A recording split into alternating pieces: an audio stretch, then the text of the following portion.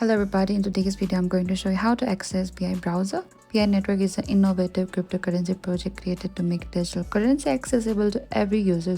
Unlike traditional cryptocurrency that require expensive hardware and the high electricity, Pi network allows users to mine Pi coins directly from their smartphone with just one tap per day. And to support its growing ecosystem, Pi network offers the Pi browser, which acts as a gateway to Pi apps, Pi Wallet, KYC and the mainnet features. In this video, I'll show you how to access the Pi browser easily. First, what you can do is open to the Pi Network app on your phone and make sure you already have a Pi Network app. If you do not have so, you can go to the Google Play Store or the App Store and download it from there as well. And once you reach into this Pi dashboard, tap on the three-lined icon in the top left. And from the menu, you need to select to the Pi browser.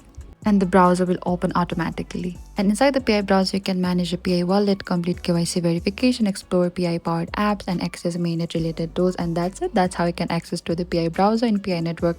If this video helped you, don't forget to like, share, and subscribe. And if you have any trouble or confusion, please comment down below and we will reach out to you very soon.